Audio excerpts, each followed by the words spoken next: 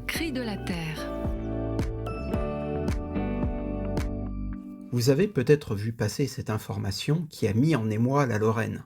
Un vautour attaque les cigognes. Dit comme ça, c'est terrifiant. Le vautour est un charognard et il est régulièrement accusé de pouvoir se muer en un terrifiant prédateur capable d'attaquer des cigognes, des poules, des vaches, etc., etc. Concrètement, que s'est-il passé? Un vautour fauve dont le plumage montre qu'il s'agit d'un oiseau de 3 ans, autrement dit un ado, encore incapable de se reproduire, a traversé la Lorraine et s'est posé sur une commune connue pour accueillir une trentaine de nids de cigognes blanches. À cette époque, les nids sont évidemment remplis de jeunes cigognes, plus ou moins proches de l'âge de l'envol, et voilà que le vautour s'est posé près d'un nid, ou plusieurs, les sources sont imprécises, et a commencé à dévorer un ou plusieurs poussins de cigognes. Probablement pas beaucoup, étant donné les poids respectifs des deux, 3 kilos pour une jeune cigogne, 9 pour le vautour. Interprétation générale, un vautour qui n'a rien à faire là se transforme en prédateur pour massacrer nos cigognes emblématiques de la région. Il y a tant à dire qu'on pourrait y rester des heures.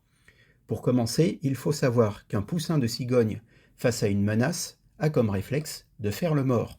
Le vautour a donc probablement, en toute bonne foi, si on peut dire, et sans difficulté, dépecé ce qu'il pensait être une charogne. Pour ce qui est d'être à sa place, c'est factuel, le vautour fauve est un oiseau de la faune européenne. Il est normal et assez habituel que les jeunes en recherche de territoire se lancent dans des explorations aériennes, seuls ou en groupe. Une petite bande a tout récemment été vue en Normandie. Même si nos cartes postales le cantonnent aux Pyrénées, le vautour fauve est à sa place partout. Quant à la cigogne, il ne faut pas oublier d'une part qu'il y a 50 ans, il n'en restait pratiquement plus, et surtout pas en Moselle, et d'autre part qu'elle prospère désormais dans de nombreuses régions de France, avec par exemple des centaines de couples en Normandie, en Charente-Maritime. Le nord-est de la France n'est même plus particulièrement un bastion. Dans tous les cas, ces cigognes sont sauvages et ne sont propriété de personne, pas même des habitants, quand bien même le nid serait sur leur maison.